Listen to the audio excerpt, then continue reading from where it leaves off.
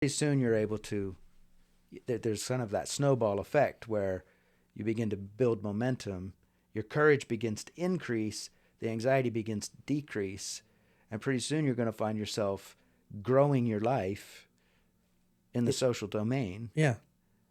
because you've learned it's not that you'll never have anxiety again, but now you know how powerful courage is.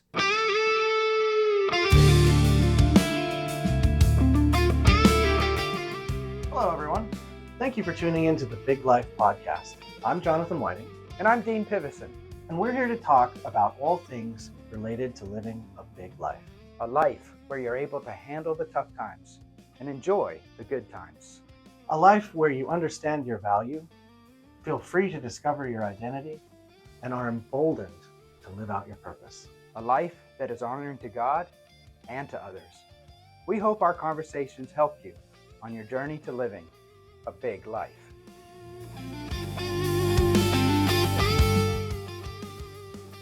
Well, welcome back, John. Hey, Dean. We're Good to be here. ready for our fifth one now? Yeah, fifth. Yeah. So the first three, just as a reminder for anybody new, is we talked about value and identity and purpose.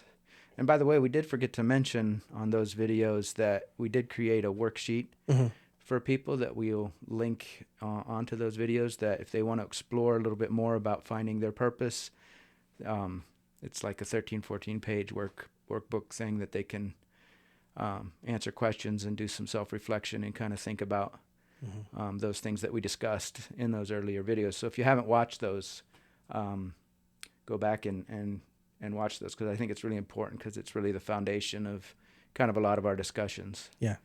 And then we introduced the 7 domains. 7 domains of life. Yep. Yep. Do you want to kind of just refresh us on what those domains were? Yeah. So, just kind of looking at the primary areas of life that you need to be focused on, or that people operate in, and we're focusing on them for the purposes of trying to improve them, enhance them, and talk about ways that people can do that. Right. So we're looking at mental health, physical health, spiritual health, play and adventure, work or vocation and career, Resource management. management. Yep. Did we get them all? I think I'm missing one, but yeah. Yeah. So we introduced those in our most recent episode, and today we're going to be kind of talking about one of the aspects of that falls in the mental health domain. Yeah. And it's an issue that's pretty prevalent in our world today that a lot of people struggle with. So we wanted to go ahead and have that discussion. So what we're going to be talking today about is anxiety. Yeah. And that's a pretty broad topic, so we're going to do our best to cover as much ground as we can. But I think it's important for our listeners and viewers to know that while we are mental health therapists, both of us are in the field of helping people in therapy. This podcast does not represent therapy. Yeah, certainly not. And so really what we're providing is for information and education. Yeah. If you're struggling, say, with anxiety, which we're talking about today, I encourage you to, seek out and find a professional in your area that you can work more deeply with. We do hope that what we discussed today will be of benefit to you, but if there's deeper need, we would encourage you to find help in your area. Absolutely. Yeah. I remembered the other domain. It's relationships. Yeah. And yeah, that'll be important, because I think what we talk about today will stray into that quite a lot, actually. Yeah. So how do we want to start our conversation here about anxiety? Sometimes it's hard to find that entry point. Yeah. I always like to start talking about things with definitions, if possible. So like, what do we mean when we talk about anxiety? And certainly there is a clinical definition, which would be contained in the DSM. Right. And then there's the definition that we all throw around in our everyday life. Right. Yeah. which is often, I think, synonymous with worry. Yeah. Yeah. So Um, Worry is a pretty big feature of anxiety, though. yes. Yeah. Yeah. So perhaps we can differentiate those real quick, though. Okay. Right. So, like, an example of worry, where I might use the word anxiety, would be, every time that we start this podcast, I might, on the drive here, be thinking about what we're going to talk about, what I'm going to say. Might get a little bit anxious, have some energy that I feel in me. Might feel a little camera shy, or, have some feelings about like, oh, gee, hope I don't screw it up or say something dumb, or that's worry, right? I might say I'm feeling a little anxious, but really what I'm experiencing there is kind of worry. Yeah, worry is kind of what we do when we imagine a scenario and then have feelings about what we're imagining. Yeah. We're not responding to something that's actually happening in the moment. Yep. And I think it's like the reason that it's sometimes hard to differentiate is because anxiety is worry, like you mentioned, but it's kind of like taken to the next level, right? Yeah. And it's happening in the case of diagnosis, like generalized anxiety. It's happening in a lot of different domains of life. Right. Well, there's a lot of different ways that anxiety manifests. We have classifications even, know, of this kind of anxiety and this kind of anxiety, like obsessive compulsive disorders are different in the way people experience it than, say, like a general anxiety or social anxiety or social phobia or whatever. Yeah. The thing about anxiety is how debilitating it can be when it's left unchecked. Yeah. It has a way of shrinking our life. Yes. And shrinking our experiences, like you said, it starts to impact so many domains of our life. Yeah. Yeah. Yeah. You could almost think of it like like a big black cloud that slowly grows around you and kind of shrinks your world. Right. I think that's how a lot of people experience it. Yeah. Because our natural response to those feelings is to avoid, right? We don't retreat. We retreat or pull back from, and do things that cause us to maybe feel less anxious.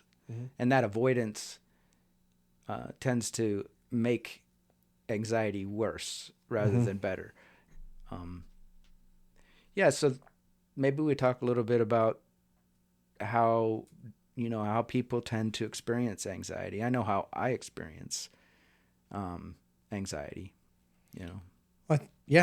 I'd be curious about that. I know how I experience it. For me, I think that there's always a kind of a thought component as well as a physiological feeling component, right? Well, certainly we know that every emotion that we experience, whether positive or negative, we experience both as an emotion, but we also experience it in our bodies. Yeah, in the body. Some way. And different people, and everybody feels it differently. Like you don't feel anxiety the exact same way in your body that I do, let's say. Yeah. Because we're two different people. Right. For me, anxiety is really sort of core, stomach, chest, and shoulders. Other people may experience it more in their limbs or in their, behind their eyes or, any other part of the body that might be engaged in that. Yeah, I experience it in my stomach and my kind of the center mass. Yeah. So every emotion that we have, we experience in our bodies, and anxiety is a very uncomfortable physiological feeling, and it matches the intensity of what we're feeling. So the more anxious we feel, the greater reaction we have physiologically. Yeah. Yeah, I remember, there have been times where I was to do a performance, and you're getting closer and closer to getting on stage, and your body's like just fighting you the whole way, And there's so many aspects involved in that because there's a part of you that just you want to do it, you're eager to do it, you're excited. There's kind of an excitement, a positive kind of excitement with having the opportunity. But then there's this like your stomach starts to churn, and I know like there's been times where I like run to the bathroom and gotta got to throw up or something because my body's just really fighting me on that feeling. And it's not comfortable. Mm-mm. Yeah. And, there's a wide range of how somebody might experience that. Yeah. Yeah. And I think one thing to kind of point out is that it's normal, right, for a human being to experience anxiety. So if you are getting ready for a presentation and you're having those physical and emotional sensations, it means that you're a functioning, alive human being. Mm-hmm. And it's not always indicative that there's a problem. That may be one of the issues that we're confronting, really, is that we've come to see anxiety as something negative, or something to be avoided Right. at all costs, rather than normalized as part of our human experience. We all feel anxious, every single human being, and there are some things that are pretty common that we would feel anxious about. It. Every time I've gotten a new job, for example, it's connected with feelings of anxiety and concern and worry and all of those things. New experiences, traveling often causes me to feel anxious. Yeah. And that's normal. That's okay. It's not a bad thing that we would have some anxiety about these experiences. Right. Yeah. So when does it become a problem? Well, anxiety really becomes a problem when it begins to debilitate us. Yeah. If I start to avoid things, for example, I said I feel anxiety when I travel. And if I was to see that as, well, that's not normal, I don't like this feeling, I want to avoid it, so I'm not going to travel, well, then I've just cut off a huge, or the potential for all kinds of positive experiences. Yeah. If I were able to work through and confront what I'm feeling. Right. Yeah. Yeah. With the knowledge that, okay, I'm going to feel a little anxious when I do this, or a lot anxious, Or a lot, but it yeah. doesn't mean that something is like fundamentally wrong with me. Mm-hmm. Right. Yeah, and some anxieties actually and can be beneficial to you because if it's not above the threshold of where it starts to shut us down, it can actually optimize performance, attention, Yep. proprioception. All that can be made brighter and bigger and more attainable through managing our level of anxiety. It's interesting because one of the things that most people will experience pretty intense anxiety around is public speaking. Yeah, Giving a presentation. That's such a common one, and even for like myself, and I've done a lot of public speaking, but it never happens without a level of anxiety. Yeah, always. But one of the things that they'll teach you in public speaking classes, right, is that you actually want a little bit of that anxiety because it'll sharpen you and it will help you to create a more engaging presentation. And one thing that you'll get cautioned on is if you're in a situation where you don't have any anxiety and you're about to present publicly, that can actually be a really unfortunate thing that happens to you because you won't have the energy to get started. Mm-hmm. And I've experienced that before where I went up and I felt just too calm and it's like my brain didn't work as well. So having just that little bit of body energy can really help you present. Yeah, I recall as an example of that, when I was in high school doing athletics, I played soccer. We called it football. Americans call it soccer. But I remember before, big games, my stomach would be all tight and, I'd be nervous and I'd have to go to the bathroom like 30 times before a game. And then you get on the field and the people and, you feel it, But I remember like feeling very like keyed in, like things moved slower and my observations were keener and my movements were more precise and, because all that energy, like, enhanced all those things. But if I were to become over the threshold, then Yeah. it actually becomes the opposite effect happens. We start to be impaired. Yeah. Yeah. Yeah. So there's something called the Yerkes-Dodson curve, Mm-hmm. where you can graph like your anxious or activated energy, right? And there's a window in which you kind of want to be. So if you're below the threshold, your performance falls off. But if you're over the threshold of anxious energy, then performance also falls off. So there's a curve to it. Yeah. So then I suppose the big question is how do you stay in that threshold? Mm-hmm. So Yeah. Well, I think a lot of it is thinking about your sensations properly, right? mm-hmm. So not becoming aware that you're having anxiety and then labeling it as a problem Mm-hmm. is part of it.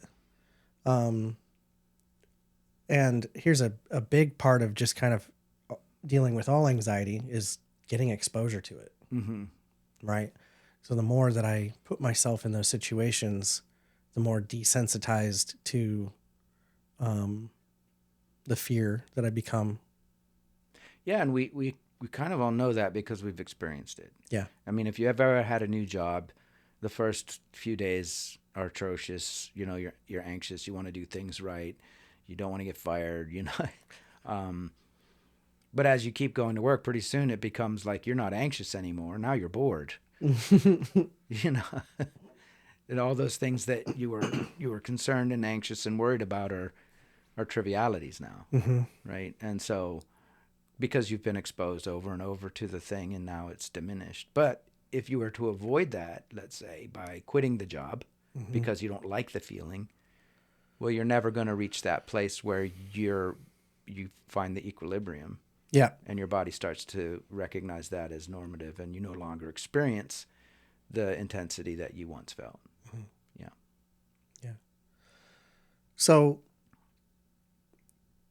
what do you think the most common types of anxiety that people experience? Well, it's kind of hard to really, for me to know that because I get a lot of clinical level anxiety. You know, usually by the time people are coming in to see me for therapy, they have a pretty debilitating anxiety. But I would say that general anxiety or worry, excessive worry, intrusive thoughts, worrisome thoughts, probably is the most common. And I think we can all kind of relate to that. When it becomes a problem is when that begins to debilitate us in our ability to live. Yeah. We start avoiding things or we're not performing well. We start losing focus and concentration. It's hard for us to finish tasks. We begin to like procrastinate and delay doing things. And it starts to have a detrimental effect on us. Just that excessive, constant nagging feeling and worry, kind of the feeling that things are going to go wrong or bad or that something bad is happening. And to be fair, it is a very unpleasant feeling. Yeah. So it's not a criticism. It's not an indictment that we avoid it. Yeah. You know? It is sufficiently unpleasant that it would make anybody want to avoid it, I think. Yeah. We have more neurological problems like obsessive compulsive disorder, which has sort of a rigidity to it and can be a little harder to shake than, say, generalized anxiety. Sure. I wouldn't say that is very common, but I would say that generalized anxiety, and then as that generalized anxiety increases, it can become panic disorder. So if you have a sufficient intensity of anxiety that and that anxiety itself is so uncomfortable, you begin to be afraid of experiencing that discomfort again, right? So as soon as you start to feel even minimal anxiety, it can induce a panic attack because your body is now interpreting that as something to be avoided in and of itself. So that's a challenge. And I do see panic disorder fairly commonly in the clinic. Yeah, It's almost like a meta anxiety, right? You become anxious about being anxious. Yeah, you could describe it as the fear of fear. Yeah. Which makes sense because like we've been saying, fear is an uncomfortable feeling. Yeah. And I'm afraid of, or we've had an episode in public and now we feel kind of embarrassed about that, or it wasn't, and so we're afraid of going in public because we don't want to have an anxiety attack and then being negatively evaluated by people, and you get into a thought loop, right, and a feeling loop, right? Which brings us to another kind of anxiety, which is that social anxiety, which has a lot to do with fear of being negatively evaluated. Yep. It's kind of this feeling when you're out in public that everybody's looking at you and judging you in a negative way, or that you're going to do something that brings attention to yourself that then is going to be judged in a negative way. Yeah, and my observation has been that most, if not all, of these types of anxieties that we're talking about, they sort of begin with a question. And that question can be a real question or it can be rhetorical, but it's what if, right? So what if this happens, this bad thing that I'm afraid of, right? What if they think badly about me? What if I make a fool of myself? What if somebody dies? What if? Sometimes, a lot of times those are real questions, right? And they're important questions. I mean, it's if in the case of like worrying about a family member who's traveling or something, right, and having anxiety about that, there's a legitimate reason to feel some worry about your loved ones, right? But it's the what if something bad happens to them. So you always have that what if. And then other times, the what if is actually more of a statement of, if you really get down to it, it's I think this is going to happen. Whatever this bad thing is, this bad outcome for me or for somebody else. So I'm not really asking a question. I'm disguising a statement with a question. Yeah, and one of the pitfalls is that if that question isn't answered, then it's going to repeat itself. Yep. Right? Because cognitively speaking, your brain does not like unfinished business. It doesn't like unanswered questions or unresolved issues, which is one of the reasons we often, when we experience getting a song stuck in your head. Yeah. You get a song stuck in your head because it's incomplete. You don't know the song. Yep, that's right. So if you want the song to be unstuck, the best thing to do is to listen to it in its completion. Yep. And that song will then, it will resolve. Your brain goes, yeah, finished. Yeah. But when we worry, we stop ourselves from resolving or answering the question. So one of the things I often encourage people to do is I say, think it all the way through. Don't stop. Yeah. Right? Because when we stop, because we're avoiding answering that question, then your brain brings it up again and brings it up again and brings it up again. Yeah. Until we do resolve it. Yeah. Yeah. Yeah. You need to have I always say, answer your what ifs, right? Get the answer. And sometimes they can be complex answers because it's a big, potentially big problem. Like, again, going back to the example of somebody, like, what if one of my family members dies?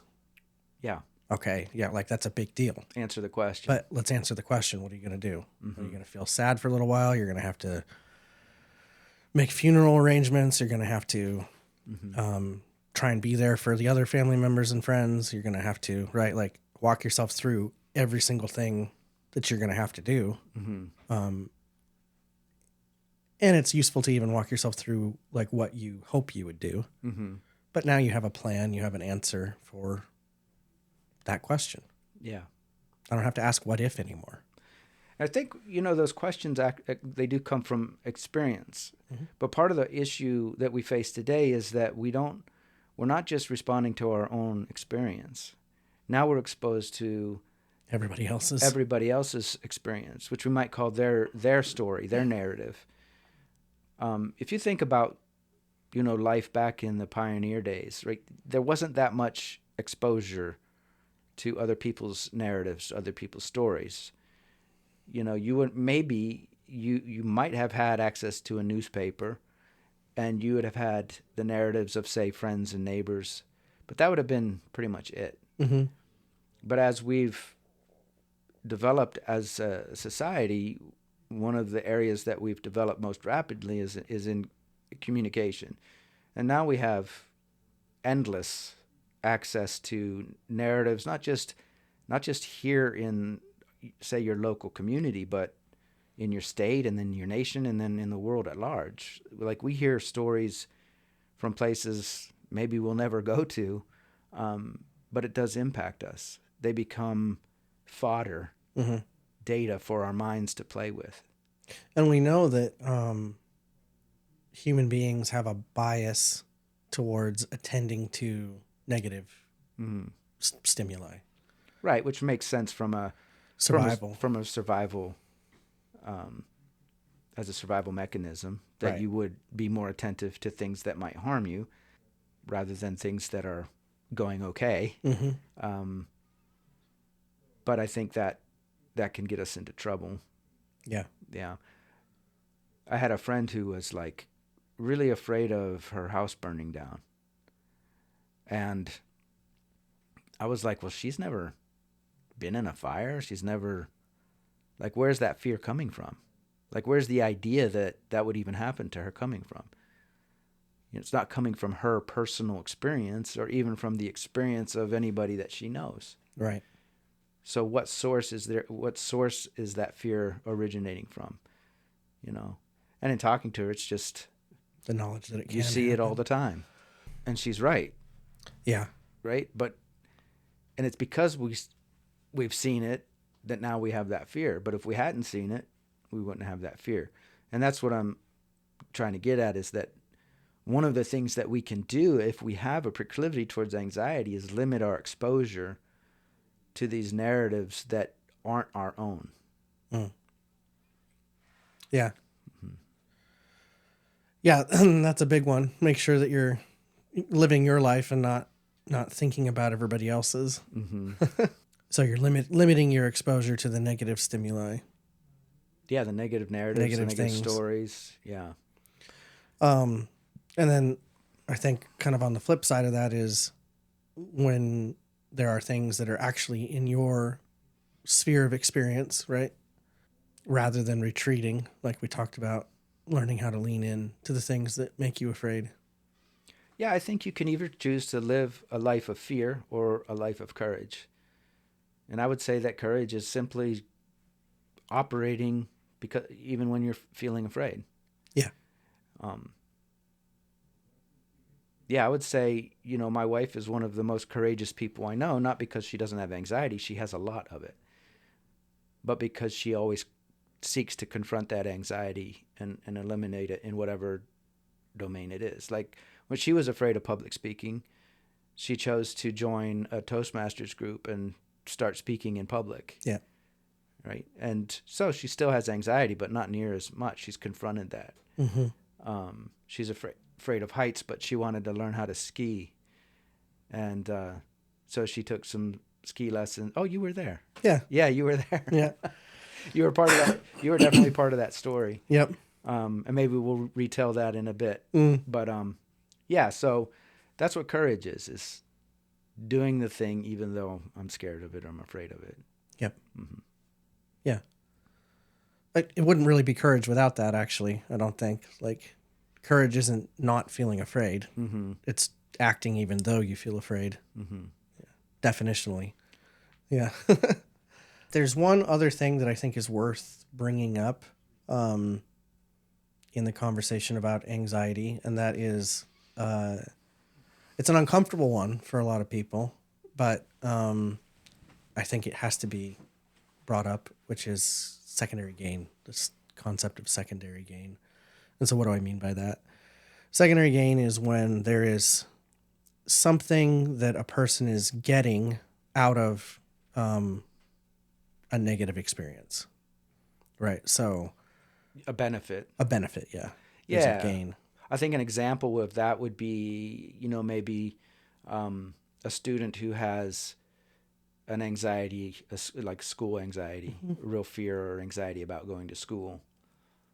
It's not to say that the anxiety is not real, but it's difficult to overcome because they benefit in some way from having the anxiety. Right. Yeah. Yeah. So, or maybe another example would be if somebody's afraid of taking a test, right?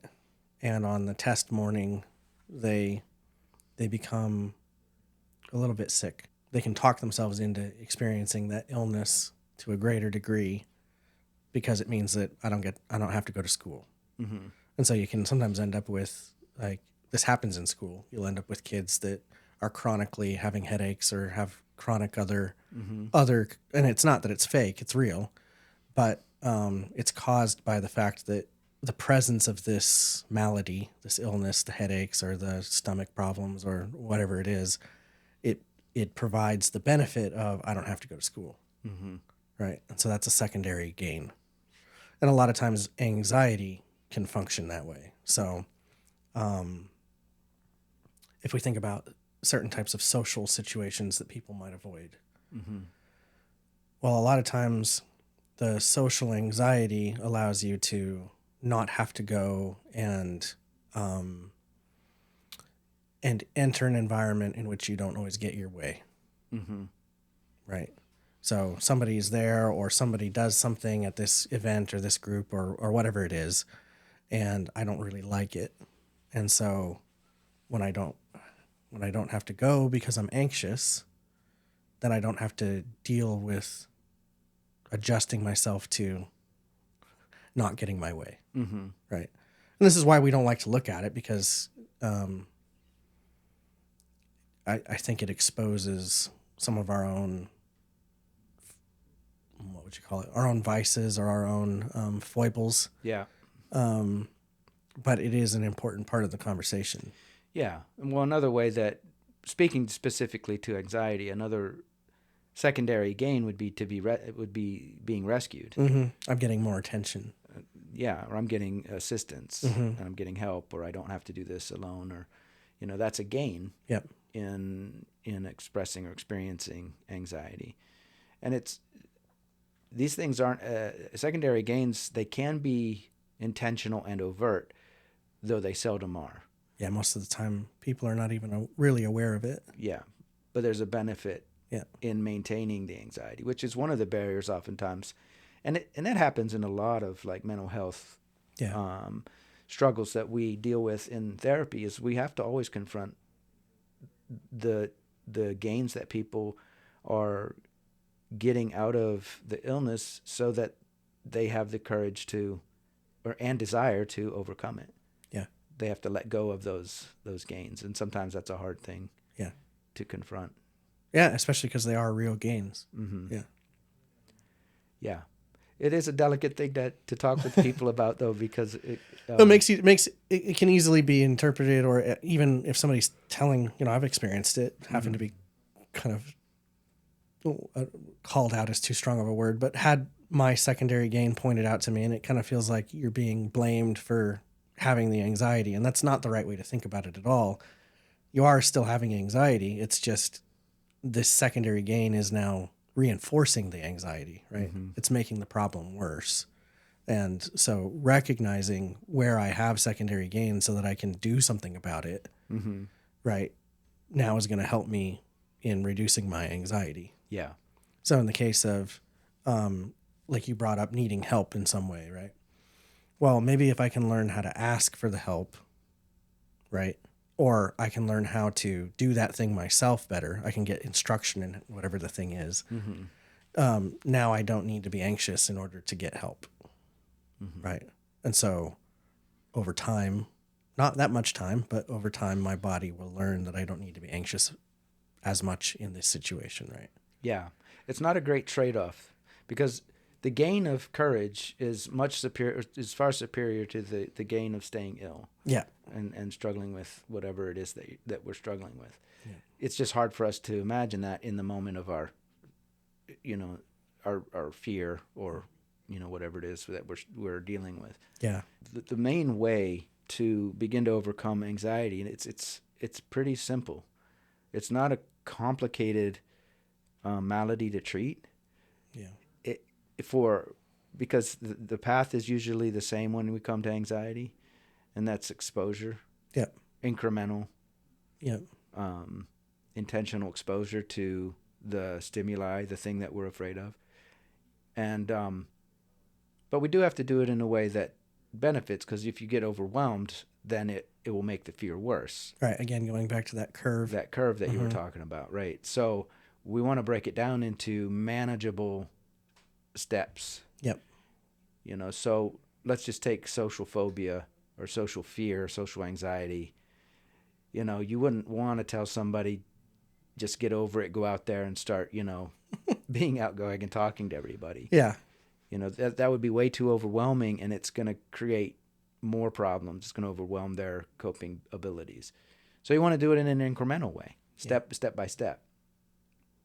So you might give a homework of, hey, just say hi to like a clerk or somebody you're interacting with or have business with. Just say hi, right? And that might be a big, hard first step, but just keep doing it. Keep saying hi.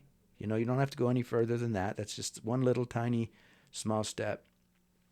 But then after a while, that's not gonna be an issue. That's gonna be fine. Saying hi is not gonna be a problem. You're gonna feel that anxiety will dissipate, or diminish significantly over time. And then you might say, well, let's take another step, right? Right. And as you do this incrementally and you begin to confront, these in an incremental way so it doesn't overwhelm you, pretty soon you're able to, there's kind of that snowball effect where you begin to build momentum, your courage begins to increase, the anxiety begins to decrease, and pretty soon you're going to find yourself growing your life in the social domain. Yeah. Because you've learned, it's not that you'll never have anxiety again, but now you know how powerful courage is, and the benefit and outcome of that feeds into building more courage. Yeah. And one of the biggest barriers I see, I think a lot of people intuitively grasp that, but the big barrier that comes in is, well, it's some version of, I should already be able to do this. How pathetic is it that I can't do this? Like, that's such a stupid little thing that I can't even do. And people beat themselves up, right? They say sometimes really nasty things to themselves. And it's like, look, that's the wrong way of thinking about it. This is a skill. Let's take, for example, if I'm afraid of talking to people, right? This is a skill that your brain and your body hasn't learned yet. So it's just like any other skill. You got to start at the beginning. And so the fact that you don't know how to do it doesn't mean anything about you. It just means you don't know how to do it. So start small. Don't beat yourself up about it, and just start learning how to do it. Yeah. Right? It could be that we haven't learned how to do it, or it could be another kind of barrier, and that has to do with past experience. Based on something that's happened in the past that was very scary to you, you made a rule for yourself, or you developed a belief about, you generalized that specific experience, you generalized it into a broader category. That's a good point. And now your brain reacts to that broader category as if it's that specific experience. And sometimes those things aren't as obvious as you might think. Some of them are. Some of them, like you talk to some clients, it's like, yeah, I know exactly what it was. It was this. Yeah. I had a client who, ironically enough, since we mentioned it earlier, had a fear of public speaking. Profound fear. Like, he would, like, sweating, vomiting, his whole body would just, and he was up for a promotion at his job. He had I think he was an engineer or something like that. And he was being promoted, but as part of that new job responsibility, he's going to be required to give presentations and meetings. And he came to me because he was on the verge of turning down this significant promotion simply because of that barrier. I can't do it. So after we did a history and an intake and, kind of exploring some things, we started to identify these key experiences that he had developed some pretty profound beliefs around. And the narrative that came out as he experienced it and recalled it was that when he was about 4 or 5 years old, he lived in southern Ohio, and kind of in a what they call a holler back there. Mm-hmm. And, you know, he and his grandpa would oftentimes walk to town. And one day while they're walking to town, Grandpa met up with one of his friends, and they started talking. Well, this child was a very talkative, at that age, you're very talkative, you know, asking questions and interrupting and, you know, talking. And the other gentleman, the grandfather's friend, made a kind of frustrated comment or whatever and said, well, if I had a kid that jabbered that much, I'd throw him in the lake. Mm.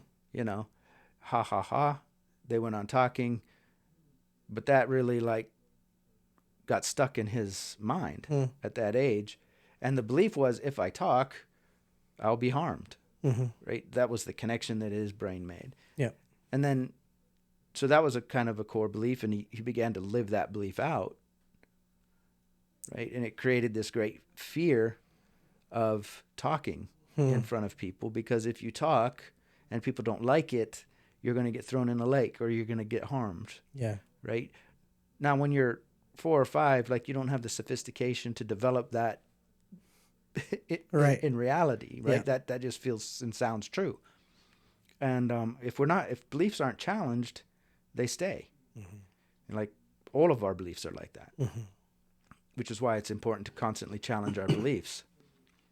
So once we work through that fear and decoupled that from that experience, like, then he was be able to take those small incremental steps, Yeah. and eventually gain the confidence to take on this job. Yeah. Mm-hmm. Yeah. So I think one takeaway I would want people to have is like, let's not beat yourself up about the fact that you're having anxiety around a thing. Yeah. Right. Like, there's probably a really good reason for it. It might just be as simple as you don't know how to do that. And when we don't know how to do things, it's scary. Mm-hmm. Or it might be that there is a belief that got instilled in you somewhere along the line. And that belief is it means something scary, right? Mm-hmm. So the anxiety is legitimate in that sense. But if it's causing a problem in your life, like, there's things that can be done about it, and we can begin to move forward. You can begin to move forward, right, by confronting it. Mm-hmm. So that's just something that I like to try and point out is, like, let's don't beat yourself up about the fact that you're having anxiety. No, anxiety is every human person has anxiety. Yeah. Yeah. And it's there's utility in anxiety. It's useful Mm-hmm. if we manage it. Right? Having anxiety about taking tests is a good thing. If I wasn't anxious, I wouldn't study. But the anxiety generates or motivates me to study so that I can diminish the anxiety Mm-hmm. and change anxiety into confidence. Yeah. You know? But so there's utility or usefulness in anxiety, or in that feeling of being aroused, in the sense of, you know, really attending to our environment and to the thing that's in our life at that moment. Yeah. Whether it's a test or a relationship or a conversation or, you know, an opportunity or whatever it is we're confronting. And this is where setting up the incremental confrontation, right? The incremental, what's the word I'm looking for there? Picking the small thing that you can face. Mm-hmm. And it needs to be sufficiently small so that you can gain victory over it. Mm-hmm. And when we gain victory over it, when we learn how to master it, we're going to get a different emotion. We're going to get something that makes us feel powerful. Yeah. I want to go back to, we started to tell the story about my wife on the ski slope. Oh, yeah. But I want you to tell it from your perspective, because I wasn't actually there. I just heard the story from you and her. Mm-hmm. But she got really scared. Yeah. So, you know, you get up on the mountain, and for somebody that hasn't skied before, it was funny because, well, for somebody that hasn't skied before, when you're looking down, it looks really steep, especially if you're not used to that. Mm-hmm. And, you know, I've skied my whole life, and so I don't feel like it's steep. But I do remember when I was a kid, had that feeling of like, wow, this just looks like I'm going to go careening down. And crash and die. It can look like that. So that experience kind of, it triggered my own fears or my memory of my fears as a child. Right. Mm-hmm. So I think she got up there and we found this kind of steeper spot and it looked like that. And so the way that we kind of worked through it was like, look, you're not skiing down the mountain, you're skiing across it. Yeah, she was pretty frozen. Yeah. She couldn't even move at that point. Yeah, I mean, the fear was strong enough to kind of shut things down. And that's what fear does, right? The little part of our brain called the amygdala fires off our fight-flight system, and one of those is freeze, right? Mm-hmm. Appropriately so. Like if you're about to go careening down a mountain, you want your body to freeze, Mm-hmm. right? So that you don't keep going. So that's what happened. And but we worked through it by breaking it down into smaller chunks. So instead of going down the hill, you're going across it. And when you look across the hill, it doesn't look nearly as steep, Mm-hmm. right? And so it's like, well, I'm just going to ski to that side, and then I'm going to make a little turn, Yeah. and then ski to the other side. Yeah, you helped Right. her through that because you went to the where you wanted her to ski to, and you said just look at me. Yep. Like just come to me. That's all you have to do. Yep. Right, and then you went to the other side and did this until she started to get her feet under and gain confidence. Yeah. Yeah, but the thing that was so powerful about that is how she felt when she reached the bottom. Oh, she was elated. She was elated. She was in tears. Celebrating, and yeah. Yeah, she was in tears of joy, and because she had accomplished something that she had been afraid to do and had set out to do, Yep. and had overcome that. Yeah, yeah. And then that made her much more capable the next time. Mm-hmm. It took less time to get over the freeze response. Right, because the next time the fear was still there, Yeah, very But- much so. but her brain had already experienced overcoming that, Yeah. and so it was a little easier the next time, and a little easier the next time, and Yeah. so on. Yeah. Yeah, and that's what, Mm-hmm. that is the fundamental premise of facing all anxieties, Yeah. right? And she wouldn't have been able to do it if she'd have sat there and stayed in self-condemnation about it. Right. If she would have said, this is so stupid. Why should I have to look just that short little way? Why can't I just get down the mountain? Right. Mhm. And all the other negative thoughts that come, she wouldn't have looked at me. She wouldn't have skied to me. Mhm. And then therefore she wouldn't have got down the mountain. Does that- Yeah, yeah. I think that is a barrier because we do beat ourselves up. I shouldn't be afraid, or I shouldn't be feeling this way, or why is this such a big deal to me? Why can't I just talk to somebody? Why Yeah. can't I just, make that phone call? Why can't and you just and what that does is then now you're not only are you anxious, but now you're also feeling negative about yourself Yeah. in relation to that. And that feeds back into that anxiety because now it increases the negative feeling about the experience. Yeah. So now you've just doubled the negative feeling, which makes it much stronger rather than accepting, hey, I don't like calling to order pizza. It makes me anxious, but that's okay. That doesn't mean I'm, anything about me or negative. It's just, it is what it is. Mm-hmm. Right. So we can disconnect that self-incrimination from the experience of feeling anxious. Yeah. Yeah. So, and just the more we normalize it, the better off we're going to be. Yeah. And get rid of those shoulds. Mm-hmm. The joke I always make is that you're shoulding all over the place.